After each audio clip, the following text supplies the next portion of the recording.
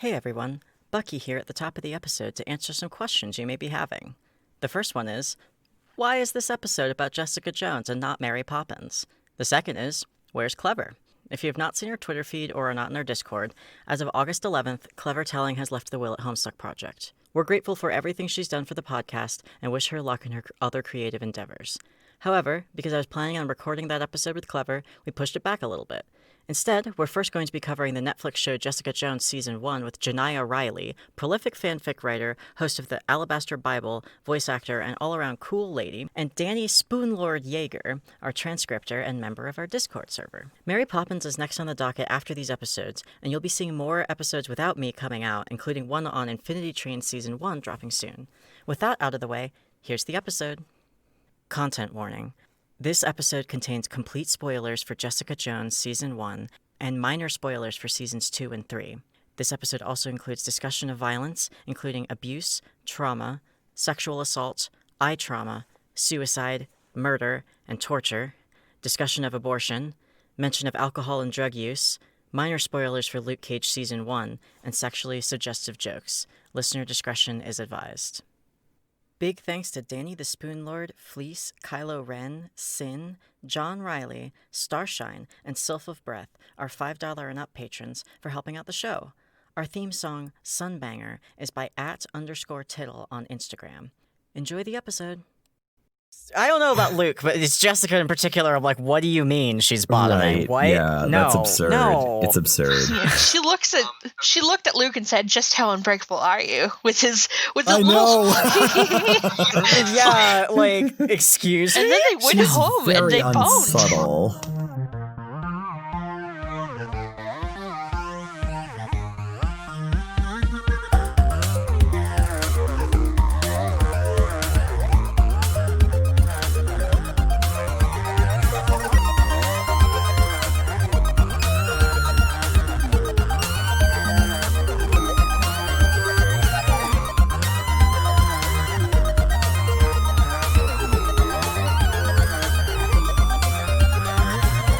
Hi, I'm the line you can draw between Kilgrave and Barty Crouch Jr.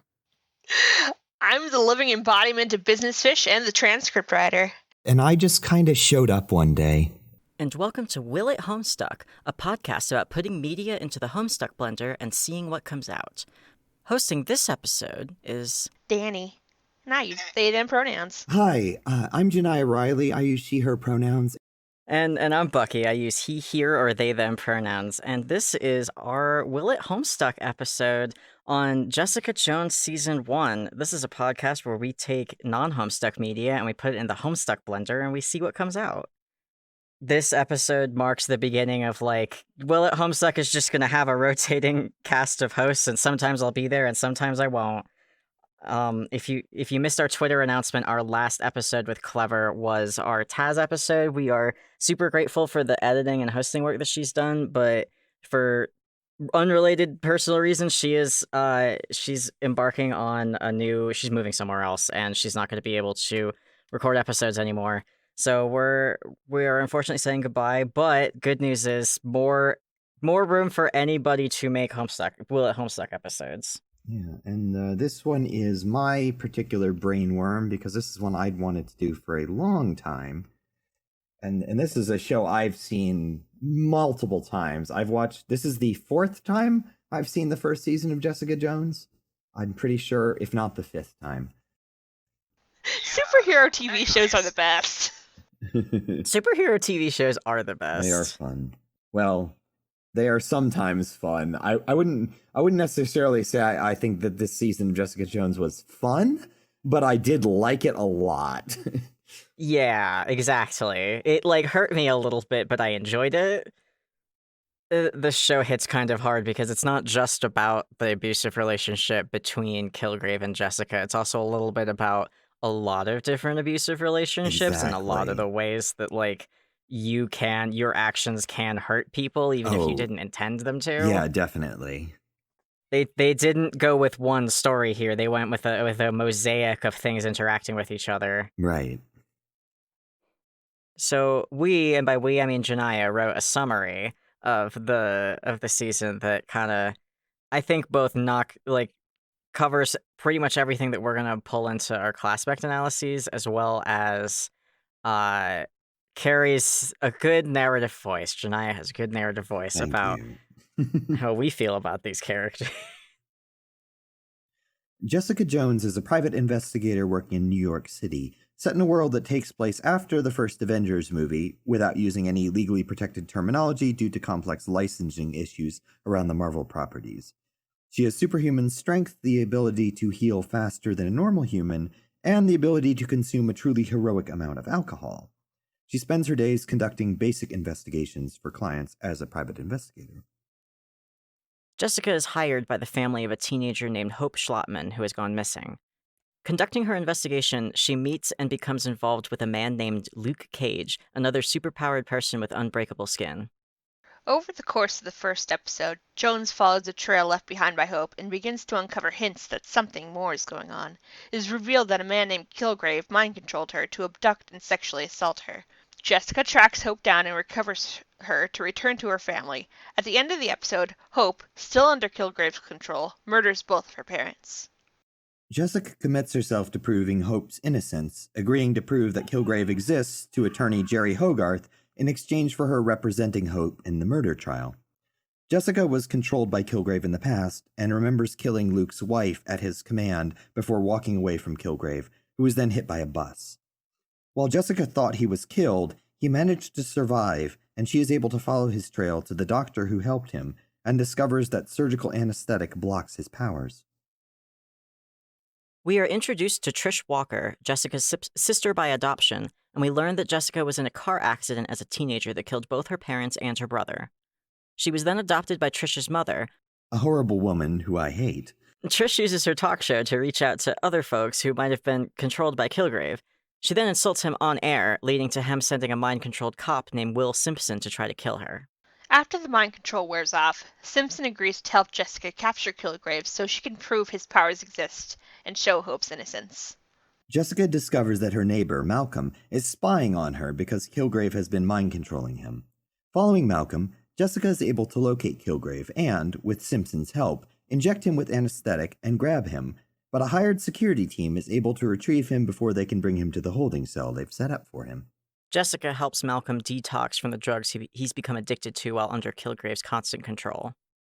Luke Cage finds out the name of the bus driver who he thinks hit and killed his wife and goes to kill the man, forcing Jessica to reveal that she was the one who killed his wife under Kilgrave's order. Jessica learns that Kilgrave has brought her old childhood home, and he wants her to live there with him under her own free will. She agrees to do this, quickly learning that Kilgrave has mind-controlled his servants to kill themselves if she hurts him. We also find out that Simpson is hiding in the house and has planted a bomb there, which Jessica tells Kilgrave about. She obviously has a plan. We learn that Simpson was part of some kind of combat enhancement program, and he's a pill-popping, kill-o-matic ultra cop. He agrees to re-enter the program in exchange for more of those sweet, sweet drugs. This is definitely not foreshadowing anything bad to come. Using the time living with Kilgrave as a ruse, Jessica manages to inject him with anesthetic and take him into the holding cell. She locates his parents, who Kilgrave claimed were experimenting on him, and discovers that Kilgrave is, unsurprisingly, not telling the whole truth. His parents were mind-controlled by him frequently, and were trying to find some way to cure him of his mind-control powers. Kilgrave mind-controls his mother to stab herself, and tries to do the same for his father, all of it being caught on camera. In the confusion, Kilgrave manages to escape. Jessica takes Kilgrave's father to try to find a way to stop him, and a drugged-up Simpson loses his goddamn shit and kills the detective investigating the holding cell and burns the place to the ground. Jessica learned in Kilgrave's escape that she's immune to his powers, because he forced her to kill Luke's wife when she didn't want to harm her. So, that's awesome. Kilgrave's father is working on a vaccine to protect against Kilgrave's powers, but Kilgrave arranges a trade between Hope and his father. Jessica agrees to the trade, but Hope kills herself so that Jessica will be free to pursue Kilgrave. Kilgrave escapes with his father and begins to use his magic science bullshit to try and enhance his abilities to increase their range, duration. It also allows him to control Jessica. Jessica thinks that she's reconciling with Luke, but it turns out he was mind-controlled all along because Kilgrave's powers have been amped up. Surprise, motherfuckers! She and Luke fight, and she eventually uses a shotgun to knock him out. There's a gross eyeball needle scene where Nurse Claire, best girl, helps to save Luke's life.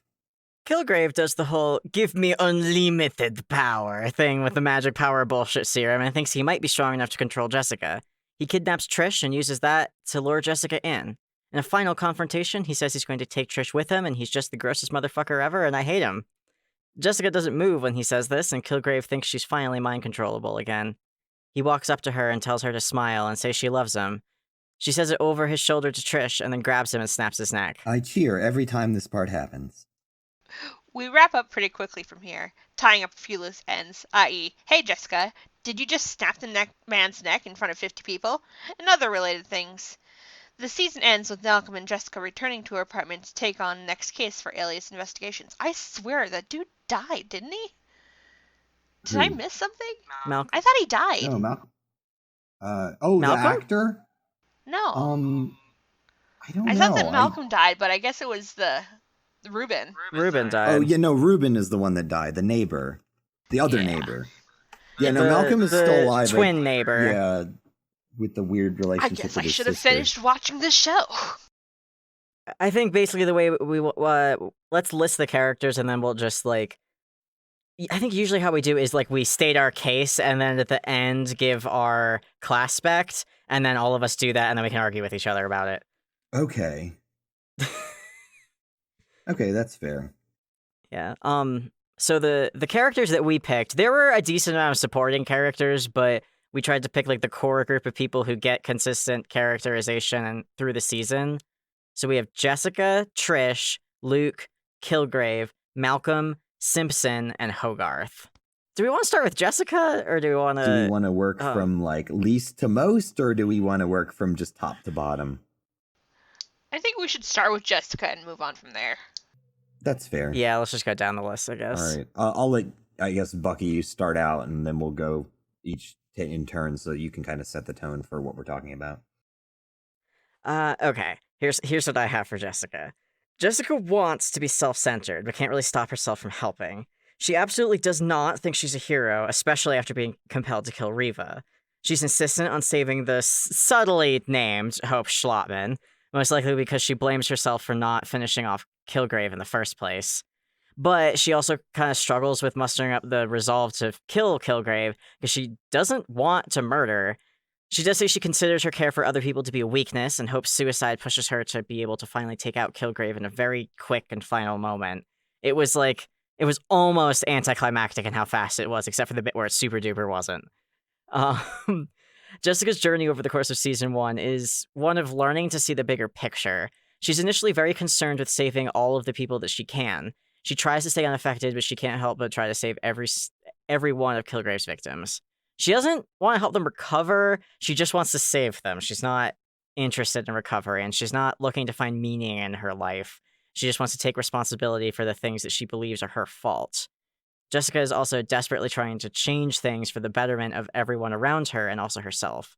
Her guilt is certainly coming from inside the house, but because of the way Kilgrave orchestrates his plans, many people blame Jessica for things outside of her control, and she believes them. I had her as an heir of mind. Ooh, interesting. Okay. Those are very good notes about her. Good job, Bucky. I love you.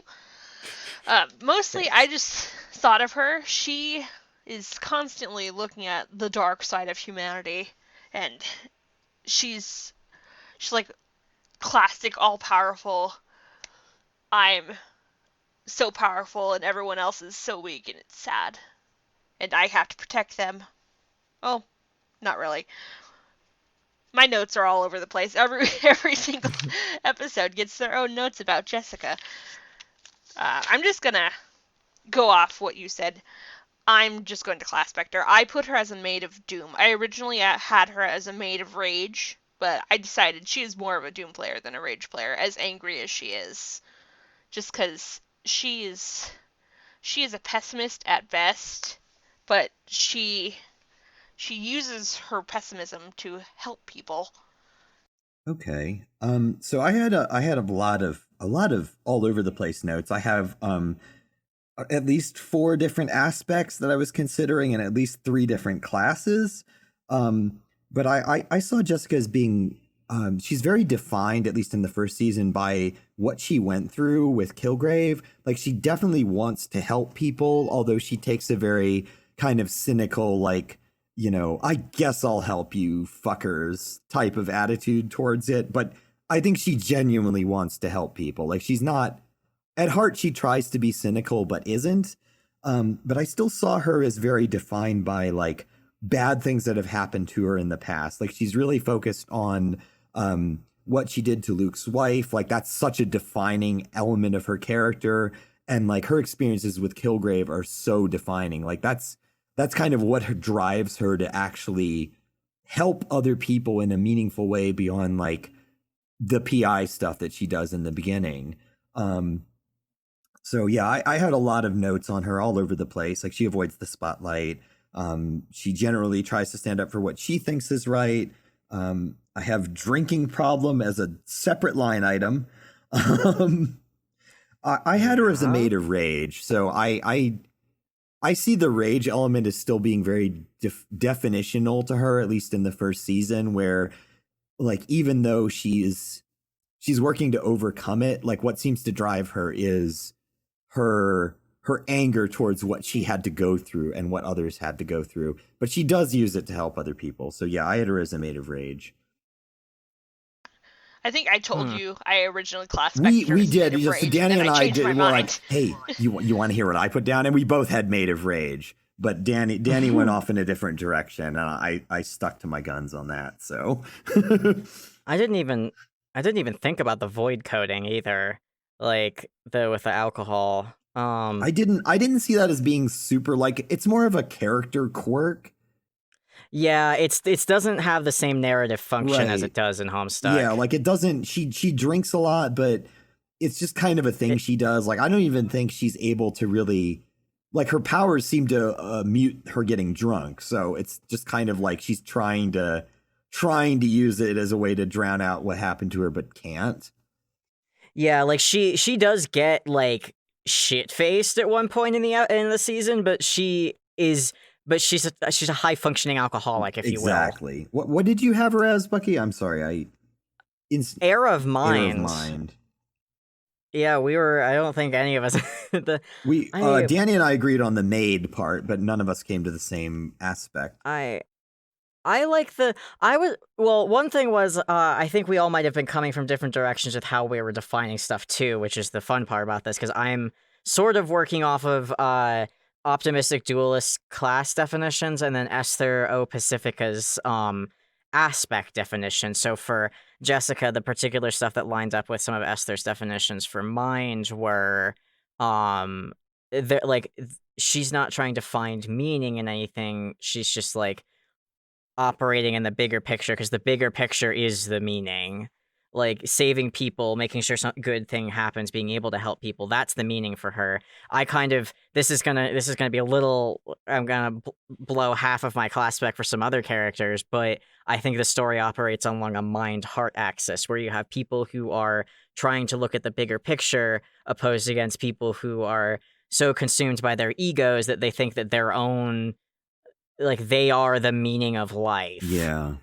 I'm inclined to agree with you on that. I don't know that I would necessarily put her in the mind aspect. Like, I guess I was looking at it from more of a sort of what her main motivations appear to be. And I also used a hybrid of optimistic dualist and the O Pacifica's different definitions of things, as both in terms of the aspect and then the class. I mean, O Pacifica's thing didn't really go into class, but she's working on her class essay right now, I believe. I just have a whole bunch of screenshots from a whole bunch of people. I'm curious about your reasoning behind the air, though. That interests me. God, that's passive change class, I believe. Yeah. So that's acts to change through aspect for the benefits of others, or allows change through aspect for the benefit of others.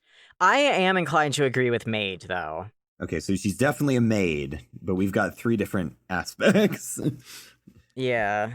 Yeah, the maid, I always saw as, like, being controlled by their aspect until they break out and control it for themselves. Yeah. I think someone brought that up somewhere, probably. Yeah, that's a good point. I read through Esther's essay, but I don't often go back and look at Well, I didn't this time go back and look at Optimistic Duelist writing. I was just looking at that graphic I have pinned in the Making Will at Homestuck episodes channel. What about I'm curious, Danny, what your reasoning was for Doom, because I'm kind of like, I'm intrigued by this. I might be willing to switch my aspect on this. Mostly some of the things that she says, like, I don't want to be another reason you get high, or I have more notes somewhere. Doom's tied to class a lot of the time. Like, she's inherently working class, and a lot of the conflict between her and Kilgrave is that Kilgrave is like, I'm spoiling you with money. Why are you in this shithole dump of an office? And she's like, that's what I want. It's what I deserve. She's very much like, I guess she does kind of like, because I associate Doom with kind of like systemic things, like the system itself. And she does attempt to work within the framework of the system to help people. Like, that's definitely a thing that she does. She doesn't completely break out of it. Like, she's a private investigator, so she's kind of within the framework of the universe's interpretation of what law enforcement is, but not entirely. Yeah, she kind of strikes me as like, she sees herself as cursed for having all of her power, and she's like, I can't risk you getting too close because people around me keep getting hurt. Which, fair. It's Kilgrave. He's stalking her. It's a little Solix too, though, isn't it? It is like, a little Solix does. Yeah. Like, even in the first episode when she's watching people, she's just seeing the worst in them. She's like assuming everyone's going to cheat on their partners, and just, she's using as many buffers to keep people away as possible. I think I could get on board with the Doom thing. And also I think it's more consistent for later seasons too. Not that we're talking about them, but I think that she's like, the rage stuff is very like beginning of the season, but I think she does start to overcome that. And I think by the end of the season, she's moved beyond that. Like, it's become something bigger than like her personal anger or anyone's personal anger. Yeah, she's still really angry, but like, she deserves to be angry for what she went through. Oh, absolutely, yeah. But like, she is actually able to get to a point of catharsis at the end, which is one of the reasons I love this show so much. Right, like the story ends when she finishes like something that was weighing on her, and then she gets to be her own person after that. And she is kind of fatalistic too. Like, she is. That it's sort of something she actually had to learn in this season, was like, you can't save everyone. Yeah, like, just rewatching, like, I think I pegged absolutely she's a Doom player on episode 2. Yeah, I think we're cool. Who are we doing next? Yeah. We're gonna do Trish now? Trish, yeah. Trish does not want protection because she spent at least the last decade of her life making sure she can protect herself. She got away from her controlling mother and started her own life. At the point we meet her in the series, she has the training and resources a vigilante superhero would need, albeit not the powers. She gets treated like she's breakable by Simpson, who stubbornly does not understand exactly how much work she's done to feel competent and safe. She cares about Jessica, she's headstrong and smart and more than a little self-sacrificing, and she absolutely has the bearing of a woman raised by an abuser and who took marked steps to recover. Trish really wants to think that there's a good end and a meaning for things. She's almost unerringly optimistic, a golden foil to Jessica's dark heroism. It's Trish who wants Jessica to be a hero because that's how you help people. But really, Trish wants to help people. She wants to be the strong hero that Jessica could be. Maybe she's a little jealous, or she thinks she's sexy. I don't know. Good thing they never made a season 2 of Jessica Jones, so we'll never know. Trish will change things for other people, but really it's for her. And Jessica, but if Jessica is happy, then so is she. And I had her as a witch of light. Interesting.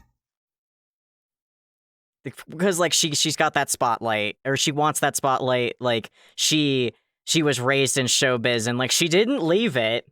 She got out of her abusive relationship with her mother, but she didn't leave showbiz. And she fits a lot of Vriska traits, I think. Yeah, I think we're gonna have an interesting. Helps with the light stuff. I think we're gonna have an interesting conversation when it comes to the Vriska. My wife? I don't see why that's a bad thing. I put in my notes, I think every single note I took on Trish, I put a little heart next to her because I love her. Oh my god. She's very am good. Gay All right. for Trish Walker. She's beautiful and strong, and I love her. Do you want to give your analysis of Trish now? Okay. 18 months in the past, we see her being talked to by a man very rudely. And she doesn't really stick up for herself. So I think that her training is just in the past 18 months, because it's just what I assume. That's true. I That's didn't true. like that. She didn't want to stick up for herself. She didn't want to draw any spotlight to herself. She has a radio show, but she didn't want to be reminded of her past as Patsy, it seemed like. And I put her as a Knight of Hope because I think she is doing whatever she can in whatever way she can to protect herself and others close to her. And she's very optimistic and she sees the world as she wants it to. She thinks that Jessica should be a hero, and she is doing her best to put her in that role, but she's also doing her best to protect herself and others in any way she can. And my notes are all over the place, and most of them have hearts because, again, I'm gay. And I love her. And she's so strong, and I like watching her with her trainer being beat up and getting beat up and beating him up, and it makes me gay. She says no one touches me unless I want them to, and then I put a little heart next to that. And then she made sandwiches. it's just so good. I have a lot of so I think Trish is interesting because like she's kind of like a character that undergoes this, I guess like a lot of them. She has that kind of defining moment where her character changes a lot. Like she's defined very much in the beginning by her relationship with her abusive mother and the fact that she's like this child star or former child star, where that continues to be something that's really like defining her. And then she's obviously trying to break away from that. I have her as being she's an intelligent woman. She is very positive and outgoing, or at least tries to be very positive and outgoing. But also, she's clearly been through something that's made her fearful and paranoid. Like she's got her whole security system. She's trying to bolster her ability to defend herself and others. So like her character is, I think, kind of an interesting mix of those two, like the sort of like optimistic desire to trust others, but also the desire to keep herself and the people she cares about safe, which I think plays out in interesting ways. Generally speaking, I think she wants to help, and she wants Jessica to open up more and to like help other people. I do agree with Bucky that I think that a lot of what her desire to push others to help is kind of self-interested. Like, I don't think it's not genuine, but I think it's also about working to define her own experience. I actually had her as a sylph of hope. I think the hope thing is really like she's kind of got that as a constant through line, but I felt like she really had this sort of like passive creation in the sense of pushing others to do things. Like she uses her radio platform to try to get other people to help. She tries to get Jessica to help. Like even though she's working to basically like become a vigilante herself in terms of skill, I don't think she's quite there yet. If we were to include the later seasons, I would change my opinion completely because Trish just goes way off the fucking rails in seasons 2 and 3. But I'd say she's a sylph of hope where we are right now. All I had to hear was that Trish and Jessica didn't get together in the later seasons, and I decided to just abandon it entirely. Yeah, no, not worth my time. you're not missing anything. It's I've mentioned I watched this at least the first season. I watched at least 4 times. I've watched seasons 2 and 3 once. So yeah. It just there are so many moments where there's like moments of intimacy between these women that just like they just fucking discarded, I guess. Yeah, exactly. Okay, so we have a Sylph of Hope. We have a what of Danny? What was yours? Knight of Hope. Knight of Hope, and what was yours, Bucky? Witch of Light. Witch of Light. Me and Jonaya are sharing a half of brain cell. Yeah, the Hope. Yeah, you guys sold me on Hope, and you sold me on Sylph, Jonaya. Okay. Also, before I forget, we didn't do Dreaming Moons for Jessica, and we need to remember to do them for... Are I we going don't to do have that separately, or are we moons going to do planets that for anyone, so... I had Jessica as a Durst streamer. I also had Jessica as a Yeah, Durst she's streamer. Durst. I had Trish as a Prospit dreamer. Same. Yeah, she's Makes sense. all the way. Dreaming Moons are usually not that difficult. Right. Okay, so I think I'm good with settling on Sylph of Hope for Trish. I don't know how you feel about that, Danny. That's good. Okay. Democracy. Yay! Democracy. We're Alright. doing Luke now. Yeah. I don't remember why I class-spected Luke this way. Just so you know. Yeah, I had to start writing down notes or like paragraphs of notes, otherwise it wouldn't. I am ill-prepared. Okay. What did I have? Okay.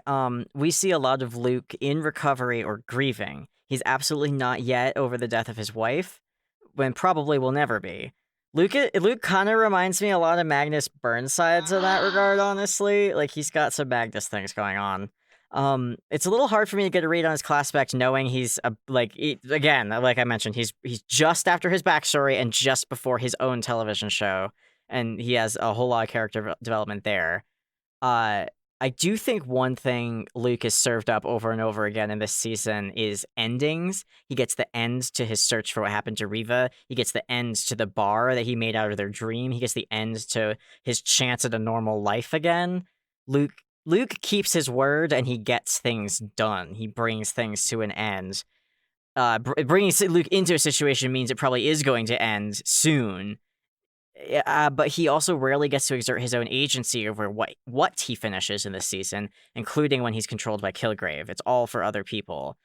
And I have him as a Prospit dreamer, but I have him as a Knight of Time. He serves through endings, through creating endings. He serves through planned endings. But, so Prospit dreamer, Knight of Time. It's not quite full Dave. I put him as a Mage of Time. I don't remember why I put him as a Mage, but he definitely Time player. Definitely Time player. He has got high moral standards. He doesn't like complications, which, fair. But he sees himself as unbreakable, so he doesn't want to push things too far, which, he's so strong. I love him and Jessica together. I hate how it turned out, but I thought they were a really good couple. So I think I took a slightly different approach to Luke than y'all did. I spent a lot of time looking at kind of like his underlying motivation and like his kind of like the goal of his arc. So I saw it as I have very sparse notes, but I remember what I was thinking with this. I see him as being a character that a lot of it is about coming to understand himself and like how his life is going and where it's going to go. Like, you see him having to come to terms with grief a lot. You have him having to come to terms with like the mind control thing and like what that means, his relationship to Jessica. Like a lot of very, very self-centered introspection.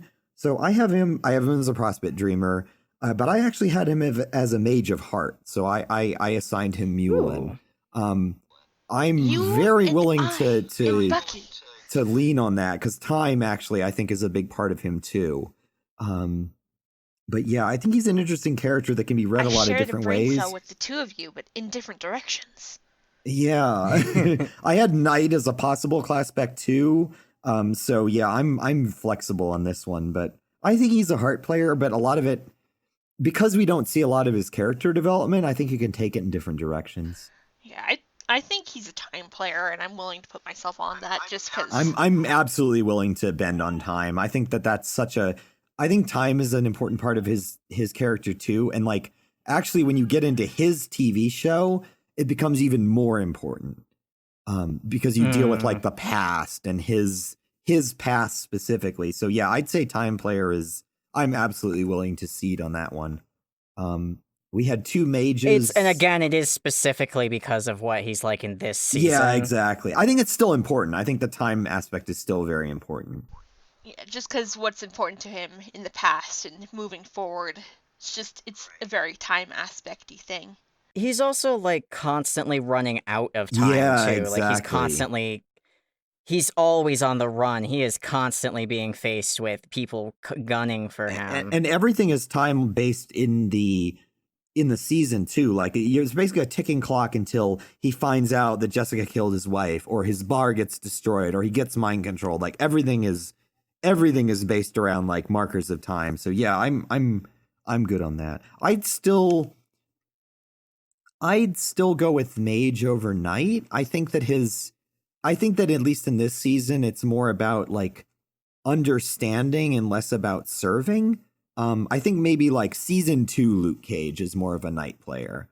But I don't know. I'm willing to hear alternative takes on that though. I don't remember why I class spec the way I do, because I don't have my list of class specty things. I just have the list of the aspects. Because I know I have a list of the class specty things somewhere. But I don't remember why I put him as a mage. I just know that is my first impression of him, and I like sticking to that. When I remember why, I will let you know. I think I'm actually gonna flip on the class. I think I will go with Knight, because like I can see the service aspect like as a kind of a constant through line, like with his wife, with his community, with his bar specifically. Like, yeah, I'm gonna flip on this one and agree with Bucky. I'd say he's a pro.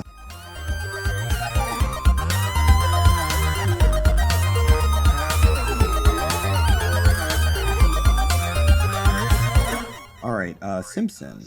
What do I have for this shitty man? Oh my god, I hate him so much. Simpson, also known as his comics counterpart Nuke, probably thinks he's Captain America in the modern age. He really thinks he's doing the right thing, or at least the right thing for him, stubbornly pushing his way through any confrontations. Almost every single one of his traits is a dark mirror of Steve Rogers. Instead of the original super soldier serum that enhances natural ability, Simpson pops combat-enhancing stimulants. His stubbornness harms instead of helps. His charm with women is manipulative and sleazy instead of humble and endearing. His military competence fails him at some crucial moments. Even his clothing choice is meant to echo Steve's outfits from the then recently released movie Captain America the Winter Soldier. The drugs thing in particular has a bit more to it. Not only is he taking combat-enhanced drugs, but he isn't taking the drugs that settle him out or bring him back down. He's taking the reds, but not the whites or the blues. Ha ha, American imperialism. He also really pisses me off because he just doesn't fucking respect Trish at all. He continually pushes and pushes and pushes and pushes and pushes her boundaries until she gives in. The same way Kilgrave is waiting for consent that will never come from Jessica. It should be telling that I said he pissed me off. Simpson is a force for radical, structure-rattling change, and he has no clear direction to aim it in. He thinks he's doing the right thing, but what he's really doing is anything to possess Trish. Throughout the series, we see him use his special operatives knowledge to coordinate and execute acts of violence and terrorism. Kidnapping Kilgrave, storming Jessica's childhood home, stalking Trish across the city and attacking her, following her to her apartment. He's a mega creep who knows exactly what he's doing, but doesn't want to tip you off that he knows it. He uses his knowledge of violent, radical change to his own benefit. I have him as a Durst Dreamer and a Mage of Rage. Interesting. So, I hate this little bitch man. He's a cop. All cops are bastards. Politics. Yay. I put him as a Prince of Life, because his whole demeanor just gives me the, I want to kill people. I don't care who gets in trouble for this. I'm going to do what I think is right. And I'm going to destroy all my enemies. I don't care who gets hurt in the process. He's a bitch. He doesn't even give oral very well. I hate him. I put him as a Prospit Dreamer because he thinks he's doing what's right and he follows orders. And I don't like him. He's a follower of the American imperial system. I hate him. So I had again some of the same thoughts. One of my lines of notes. I don't have a ton of notes on him, but I do have some thoughts that aren't there. I have he's a gross cop. Ew. Which yeah, he's a horrible person. So I noticed that a through line for a lot of his thing is he has a very like weird, perverse idea of duty. Like the comment about him being like a mirror of Steve Rogers, I think is a good one. Like it's like he's got this whole like, oh, it's my duty as a soldier and all that, but it's like in a very like disgusting, like not that the duty as a soldier is a good thing to begin with, but like he takes it in a particularly like gross direction. And same thing with him being a cop, where it's like he has that authority and that power, and he uses it to hurt other people. but he also like thinks he's doing good things. Like and the duty thing I think is something that's kind of constant there, and like he takes that to such an extreme that like when he's no longer mind controlled by Kilgrave, he acts like, oh, I have to protect Trish now, even though she doesn't want him to do it. Like he's so hung up on that. Like, I know what's right. I'm going to do the thing. Even when it takes him to just like really disgusting areas. I have him as a Durst dreamer. He seems very like introspective, like kind of that like internal focus thing that they tend to have. He's got like the Rick Sanchez calculation going on. I actually have him as a Prince of Blood. I think that the destructive aspect is pretty constant. Like that's what he's all about, is destroying things. But I think he does it through his perverse sense of duty. Like all of his destructive aspects come back to that idea that this is what he's supposed to do. I think that he's got a very blood player kind of like bond and like a personal bond kind of thing going on. Just like that's what happens when it's twisted and perverted by a system like the American imperialist system. So yeah, like Nega Steve Rogers is definitely a good take. But I have him as a Prince of Blood. He's extremely reject modernity and embrace tradition. Oh, absolutely, with the way he yeah. behaves. Like that. He's just a fascist. Right, he is just a fascist. Like even his attitude towards like women and Trish in particular, like the whole like, hey, hey babe, I know it's best, you know. Yeah, like the unchecked respect for tradition and the unchecked like that's what blood, that's the bad end for blood. That's what unchecked blood it does, is bring on fascism. Like, unfortunately. But I mean, unchecked, a lot of things bring on fascism, but the particular like sense of duty to tradition. You're right. And he's like his he's very loyal to his unit and to the Kozlov guy, and he's willing to jump right back into that, you know, in order to do what he sees as being what he has to do, but really what he's doing is just killing a bunch of people. I mean, that's like everything he does is in service of destroying others. Yeah. It's like, it's not like what the Avengers do cannot be counted as terrorism, and a less cowardly and less funded by the US military movie series would have actually confronted that. Like, I don't say that he is a terrorist to say that, like, terrorist action is bad, because I have literally rooted for Captain America committing acts of terrorism, but, like, in this case, his terrorism is specifically aimed at anybody who doesn't agree with him about some very specific traditional nasty things.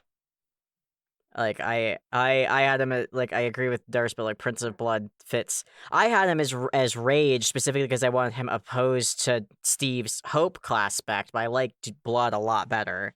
Yeah, I mostly thought of him as Life because literally destroying life. He's a war hero, and life itself has been tied to some very, very, what's the word? Capitalist ideas. We have Jane, who's because life also deals with power. The rulers of societies. I'm still gonna I'm gonna hold fast to Blood as the aspect. Like I think that's more integral to his character. Like I see the life reading, definitely. I just don't think he connects to characters enough to be a Blood player. He's very headstrong in his ideas, but the characters he connects to, he spends more time insulting women than actually helping. So does Cancry. Yeah. I see it as being Blood in the sense of like the idea of bond and obligation. Like he's connected to all of the bad people that he did bad things with. Like we don't see them on those are his boys. We don't see them on screen very much, but that is so critical to who he is. Like he's connected to Kozlov and his old boy. I think he calls them his boys, like his unit. And like it's time for war crimes with the boys. Right, exactly. Like he's not connected to the people in his life now, but like his connection to his past is super important. But not in a time player-y kind of way, more in like a obligation and bond kind of way. Yeah, pretty much every time he talks is violent to someone, either to women or to people in general. He's like, a bullet to the head is more effective. Or the way, like, he gets amped up on drugs and then hurts Trish and tries to say, well, that isn't me, babe. Right, and exactly. It's like, all right, dude. He thinks he knows best because he's a big, strong man, and he also should get pegged, but, like, for entirely different reasons. He needs to be pegged with a bullet in the brain. That's the cure for fascism. Right. Thanks, Hitchcock. Yeah, he feels bad about thinking he murdered Trish because it wasn't his doing, but I think if someone paid him to murder Trish, he wouldn't feel bad at all. Yeah, it's literally only because he didn't... He didn't do it on purpose. He didn't want Right. to. Like, if he defined Trish as being a threat, he would absolutely kill her. Like, he's willing to blow up... But she was fuckable. Right, he's willing to blow up that house with everyone that's in it to kill Kilgrave. Yeah. Like, the whole thing with the bomb. Like, he's just gonna blow it up. He doesn't care about the people that are in there. He just wants to kill his target. Acceptable losses. Exactly. So I still think that he's willing to destroy human life any means possible, anytime he wants, and that's just his character. Oh yeah, because he definitely is. I just don't think it defines his class or his aspect. I think it's more about why he does it, and less the fact that he is willing to kill people. Okay. I still think... I am definitely inclined to agree with you on Prince Blood. Okay. Because not only that, but, like, he either allows destruction through his bonds, or he destroys bonds. Yep. He's not interested in, like, having a healthy relationship with Trish. He wants to bone down. And more than allowing destruction through it, he uses them to destroy. Like, he uses his connection to Kozlov and his connection to his past to kill people. Yeah, it is active. You're right. Otherwise, Bard. Yeah, he's not a Bard. Definitely not a Bard. He's too self-entitled, and he knows what he's doing is right, and he's very Dirk-like in that respect. He is very Dirk-like in that way, but, like, way worse. Yeah. Okay. Okay, so he was our first solidly abusive person. Our second is Jerry Hogarth. Jesus. Jerry is given a lot of parallels to Kilgrave. She's painted as controlling, manipulative, a liar, and willing to do literally whatever she can to get what she wants. She has similar excuses for hiring Jessica to intimidate Wendy to Kilgrave's defense of the murders he compelled, and she willingly works with Kilgrave to try to get out of her marriage. She's slimy, she's sleazy, she loves being in control, but she also has several people give her pep talks to remind her of that while she's on the outs with her wife. She will not lose, and her entire personality revolves around getting her way. If something goes wrong, she will do her utmost to make it go her way, and she's always acting in her own self-interest. I have her as a witch of life. And a Durstreamer. Okay, well, I think of her as a witch of light, because the entire idea behind... Like, she will only take cases that she knows that she can win as a little high-powered lawyer lady. She uses people. Like, when she was in the prison with Hope, she only would take on the case when she could prove without a doubt that she could have a chance of winning the case.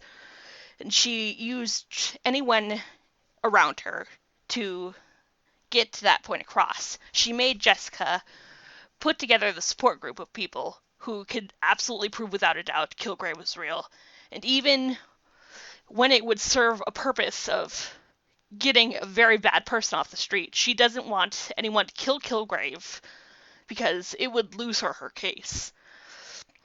And I just think the idea of winning and, like, being the best is something that is part of her personality. Like, she cheated on her wife with her secretary, which is shitty, but, you know, lesbians. I don't represent losers is something she literally says in episode 2. Yeah. Okay. So I had, she's very much focused on knowledge and control. She's very manipulative. She likes attention. But I had I have her as a witch. We're all in agreement on that. Yay!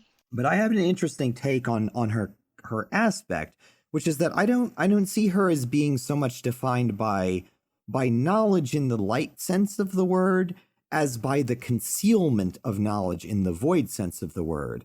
Like, everything she does is calculated to only tell people what they need to know and nothing more. Like, her affair with her assistant or legal, whatever the fuck she is a big part of the plot. She doesn't tell anybody about her weird using the aborted fetal tissue to what was she trying to do? She was like trying to study Kilgrave's Kilgrave's she was trying to recreate his powers. powers. Like she has a lot of like concealment as being a big part of who she is. And I also think she's got a very kind of like morally null perspective on everything.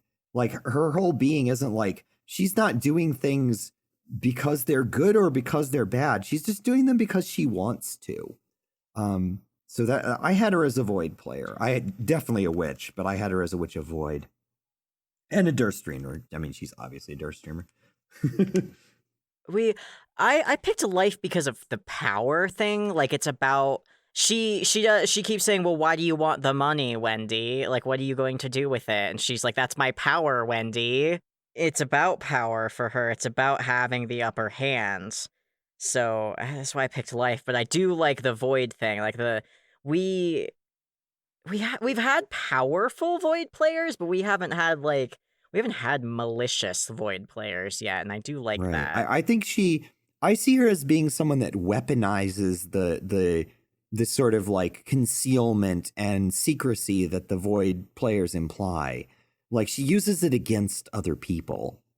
I think mostly she's a light player because her obvious parallels to Vriska, but she's interested in using people for her own gain, which is, it could be light or void, either way. Well, that has more to do with the class, right? That has more to do with how she uses her aspect, is how she's choosing to wield it. So I think that's why we picked the active witch. Yeah, we all picked witch, which makes sense for her, but I think her using her people around her to to help herself morally. Yeah. There's words. I know words. Yeah, but like that's what active classes do. Active classes use their aspect to help themselves. Passive classes use their aspect to help other people. I also, just to make another case for the void aspect, like the fact that she's using people around her, kind of like, it's never about like active knowledge on her part. It's about almost hiding within what others know and can do.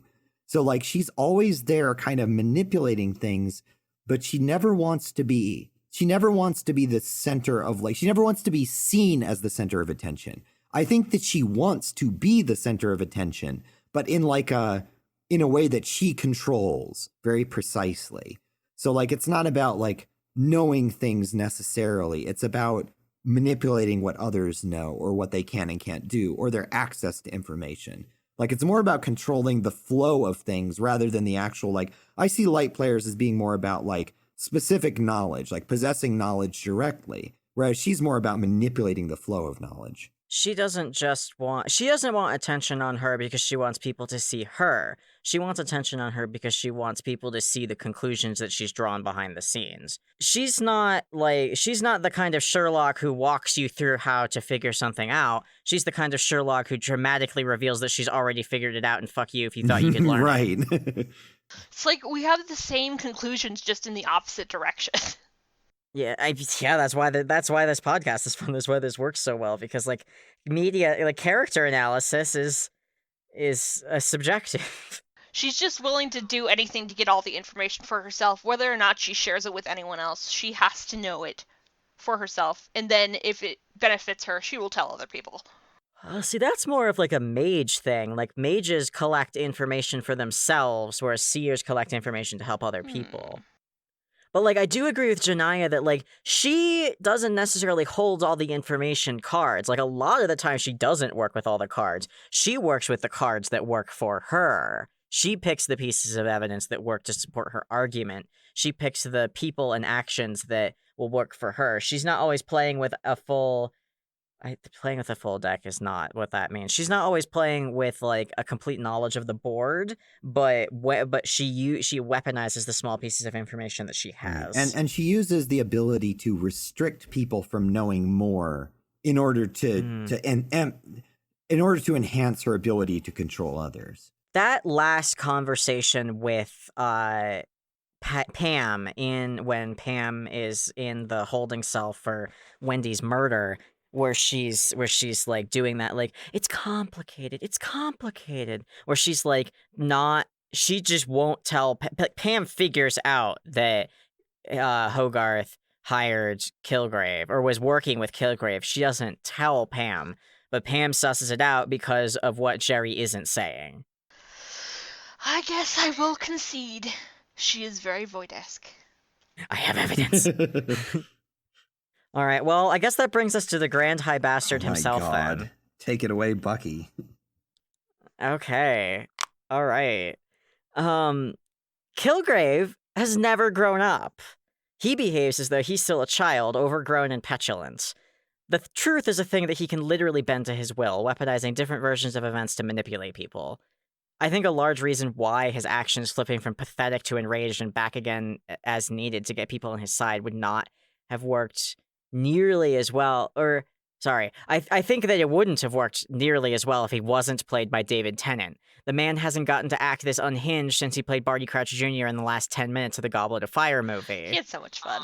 I think Kilgrave is undoubtedly a lord. He quite literally commands verbally. He's also, as previously mentioned, a petulant man-child trapped in his own lack of growth. Class-wise, he couldn't be closer to Caliborn's behavior. It was tempting to give him mind, but it's a key, horrifying feature of his powers that his victims are trapped within their own heads as their bodies carry out his orders. He is not rooted in rationality or a sense of the bigger picture or just like the mindscape that we see Terezi in. He instead walks through the world literally defining it on his own terms, on his own ego. There is no interpretation of the meaning of life other than that life is for Kilgrave to have what Kilgrave wants. I have him as a Lord of Heart and a Prospit Dreamer. We did it, Bucky! We shared all the brain cells! I also have him as a Lord of Heart. We did it! We finally did it! Okay. So I had him as the Lord. He literally commands people. He's fucking Caliborn, but with a different aspect. I was originally going to go with Lord of Mind since he's very much about literal mind control. But yeah, listening to what you said, he's the Lord of Heart. Like he absolutely, he manipulates people in a way that's more like personal and less cerebral. Like he directly tells them what to do. He doesn't convince them or like make them think that, like, he doesn't make them think that they should do a thing. He just makes them feel that they need to do it. Right, like that thing about the being trapped in your own mind, and like Jessica had been waiting and waiting for when she could actually do what she wanted. Like, it's important to the plot that it doesn't override your feelings unless he explicitly tells you what to think. He does, and I forgot to bring this up.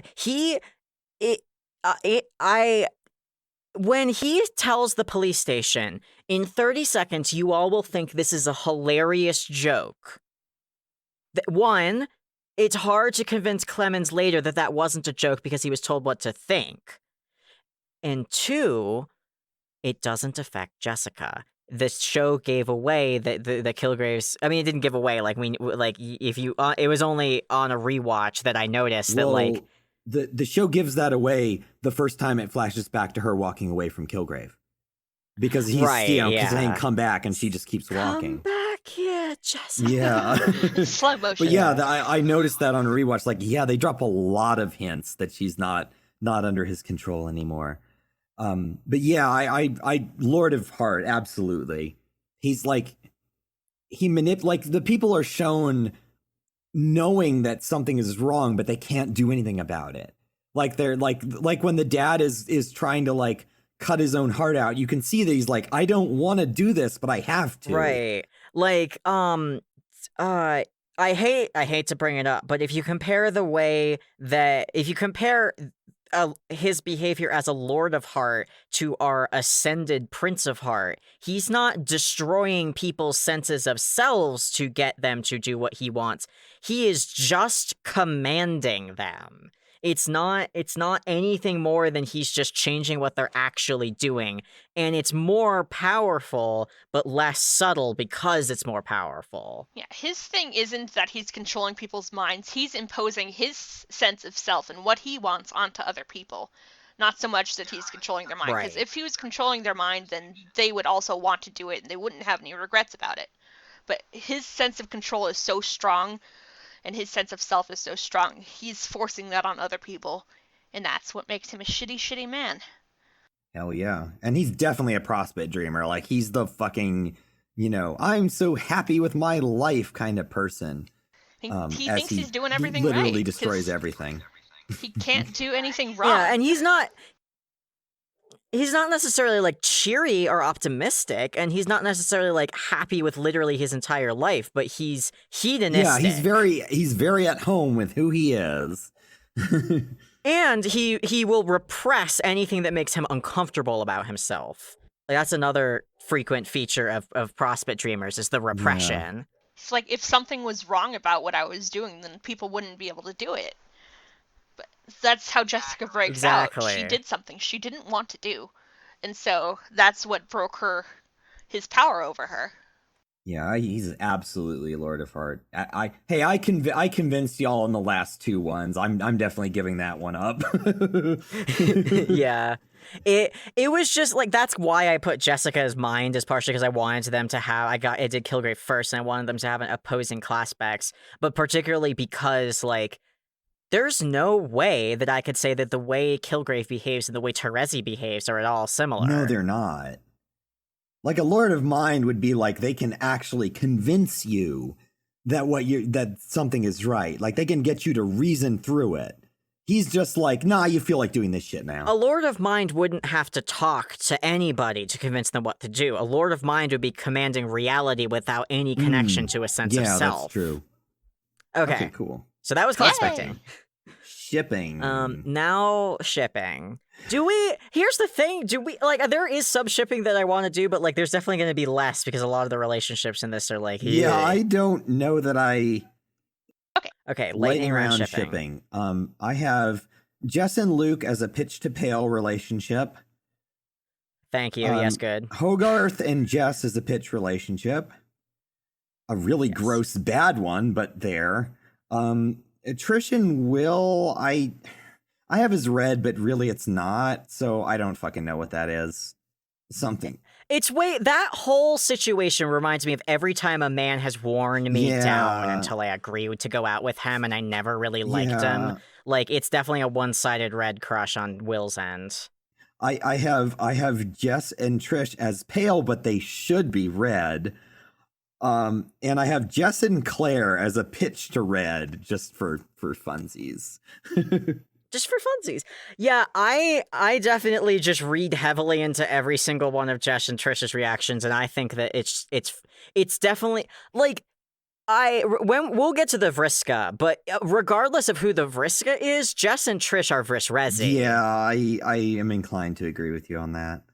I'll expand more on, like, my onions, but they have that whole relationship where, like, they're like, oh, we're such good friends, and it's got a little catradora going on too, where it's like, yeah, like, you keep leaving me, or you keep not doing the things I want to do. Why won't you do that? Why won't you stay? It's because you won't, like, oh, you love me, and that's why you've been leaving, is because you didn't know I loved you? Like, it's got a lot of that shit going on. Like, it definitely reads as flushed red to me. I didn't think of initially pitch Jess Luke, which I thought, like, that's good, but I definitely had pale, because I was like, the way that they talk over the series is not flushed. They are bros. They definitely end up as pale. I'd say, like, their first, like, when they first have sex, that's kind of pitch, but then it's like, no, we're fight bros now. How unbreakable are you? Like, that's a pitch taunt. That is a pitch taunt. Pitch Jess Hogarth is good. Kilgrave is incapable of feelings. Yeah, no, I don't even have him on this list. Fuck that. And yeah, like Will and Trish don't really have a relationship so much as like he pressures her into sex. Yeah, exactly. And like he literally will not take no for an answer. He's real gross, and I don't like him. Claire deserves to kiss girls. I think Jerry and Kilgrave would be pitch, but I don't like that at all. I think a smarter Kilgrave would have made that a pale relationship, but he's not smart. No, he's not. Are you kidding me? Jerry could have done so much for Kilgrave. I don't think that would have been good, but like they would have been a bit of a like. That's like it's like a god. Me and my evil lesbian sidekick. It's like Dr. Draken and Right. She-Girl. Fantastic. In reality, like Jerry wants it to be her and her dumbass straight boy sidekick, but Kilgrave wouldn't let it work out like that. Yeah, exactly. Well, that was shipping. Yay! That was shipping, folks. This isn't a relationship-heavy show. It's all right, really not. I won't start for the Vriska because I think you're the only one who hasn't alluded to your Vriska, Jonaya. So I think you should start. I put Hogarth as the Vriska. I think that I focused in on the sort of manipulation of the narrative aspect of her character in this case, like sort of wanting to be the center of attention, but not necessarily wanting to look like the center of attention. Also, she's a woman, definitely a plus, and she's a lesbian too, so she's a Wallowa. She's a Wallowa. But yeah, I think for mine, I really focused in on the wanting to know things, wanting to control things, wanting to manipulate things for her. I did kind of considered Trish and Jess as the Vriska. I think Jess is too genuinely wanting to help other people without being the center of attention. And Trish, I don't know, just doesn't feel right to me. I would say in season 2, she does become the Vriska, but that didn't happen and doesn't exist. Yeah. Danny. Yeah, I also put Hogarth as the Vriska, which is why I originally pegged her as a light player, because I wanted more Vriska things. Yeah, just because of how obsessed she is with winning, it seems like. All of her cases, I don't represent losers. And she likes being owed favors. That was a big part of her. I agreed really hard with that, and I had her as the Vriska for a while, but I think that I now have her as the Arania because I still think she hits a lot of those things, but I think her being explicitly in that villain role kind of pushes her over from Vriska into Arania. Mm-hmm. And this is coming out soon, but I gave a preview of these at the SawCon, so I'm going to say them again. My running list of Vrisk characteristics. A dirty, nasty girl, tries very hard to do what she believes in the right thing, but doesn't always do good things in the pursuit of what she believes is the right thing.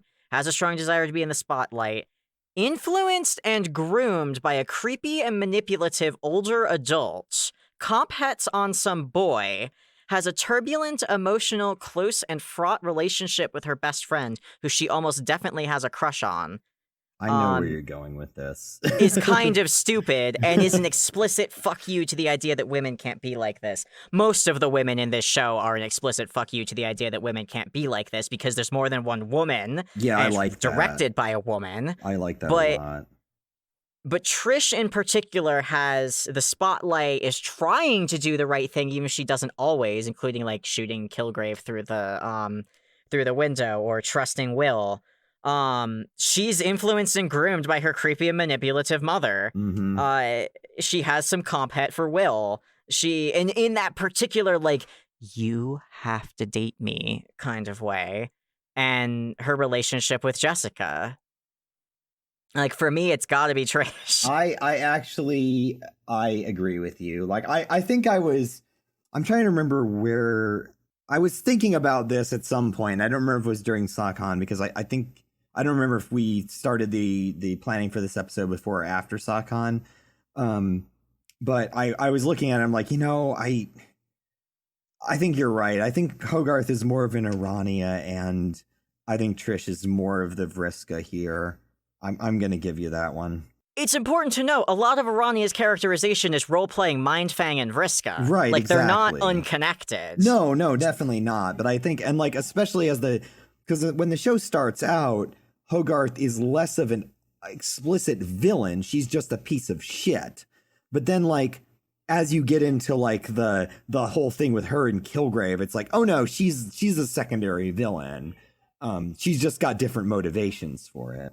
Yeah, I like the thing is like all of that characterization that you guys just said is completely right, and it's why she's the Arania. Right? Yeah, I'm with you on this. I'm gonna give it to you. Trish is the Vriska. Like we stand the circuits because they're Wallowa pieces of shit, and we love them. Right. Arania kisses girls. Fuck. Yeah, that's true. Comp hit on a boy. It's definitely something that Vriska Comp hit does. on a boy. Yeah. Yeah, I'm not sure if does Arania ever like get textually involved with boys? Jake. She's creepy towards Jake. And then he said no. And Yeah. she's like, okay, That doesn't bye. really count though. Everybody's creepy towards Jake. I Jake is a piece of know. meat in the narrative. Ugh. Yeah, I think I'm gonna agree with Trish as the Vriska. Yeah, Trishka. I will concede, but I don't like Hey. it because I just Hogarth, man. Hogarth, good. Yeah, I like up until the whole like it. Also, like everything about I don't know, everything with like Wendy and Pam and Hogarth was like Mina and Arania and Vriska. The more we talk through it, yeah, she has a lot more Rania parallels. And like I said before, as soon as you hit season 2, Trish is just fucking 100% the Vriska. We need to rename the subject and name that circuit. Yeah, name that circuit. Name that circuit. I mean, this happens a lot. Like we come up with Aranias a lot. Not a lot, but we've definitely had more than one. Right. Well, I think we did Jessica Jones season Yay! 1. We did it. Yeah. I've been Bucky Grant. I've been Jonaya Riley. I've been Danni Jager. Yay! I can use my last name. I haven't used my last name in so long. Alrighty. Well, this has been Will at Homestuck, Jessica Jones season 1, part 1. Next time we're gonna hit you with the Jessica Jones Spurb session. I have a very interesting take for the Spurb I've never session. done one, so I'm very excited. I was looking at all this and like looking at it in context of the Avengers universe too. I have an interesting take. Yeah, because we have already done a Spurb session in an Avengers show. Yeah. I won't right, spoil well- it, but it's gonna be interesting.